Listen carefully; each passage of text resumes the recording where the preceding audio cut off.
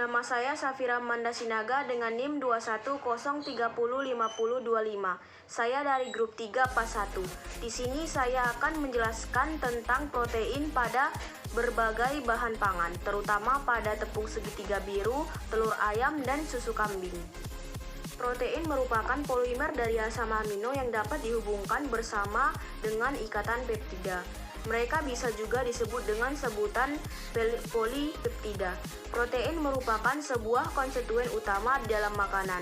Protein di dalam makanan berkontribusi terhadap sifat organoleptik, terutama di dalam tekstur dan nilai gizi yang terkandung di dalam makanan.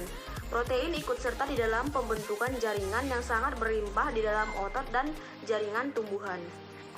Mutu protein memiliki jenis dan proporsi yang ditentukan oleh kandungan asam aminonya. Protein atau protein kompleks memiliki nilai biologis yang bermutu tinggi.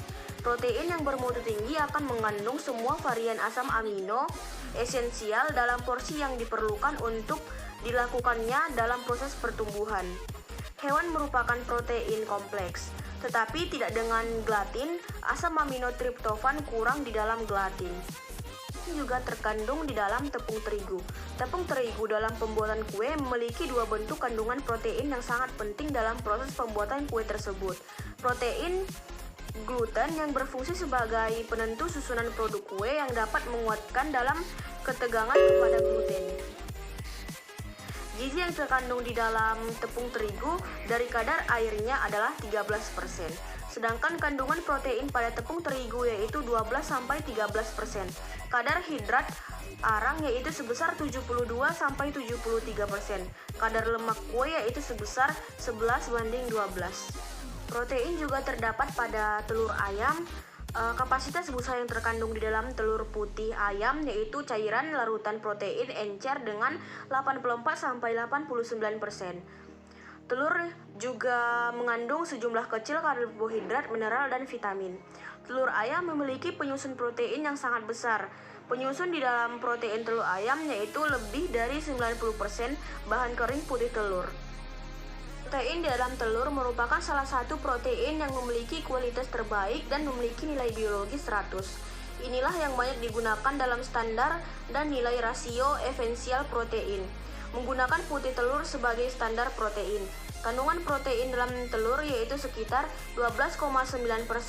Telur memiliki protein yang sangat tinggi sehingga banyak mengandung khasiat di dalam tubuh. Kandungan protein dalam telur ayam sangat sensitif terhadap panas dan rentan terhadap denaturasi permukaan yang memiliki proses yang unik. Beberapa macam susu mengandung beberapa protein juga, terutama yang terkandung pada susu kambing. Susu kambing memiliki protein yaitu sekitar kurang lebih 3,7%. Susu kambing memiliki kadar protein yang tergantung pada jenis pakan yang dikonsumsi oleh kambing tersebut. Kadar protein yang semakin tinggi di dalam pakannya, maka kandungan protein pada susu kambing akan semakin besar juga.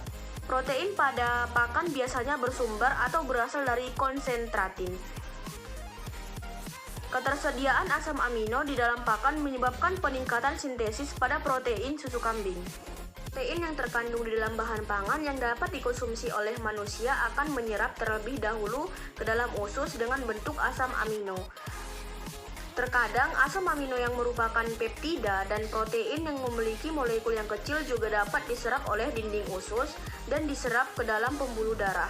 Hal ini yang dapat memiliki penyebab reaksi alergik di dalam tubuh manusia, seperti protein yang terkandung di dalam susu, ikan, udang, dan sebagainya. Hal itulah yang terjadi pada protein di dalam tubuh kita.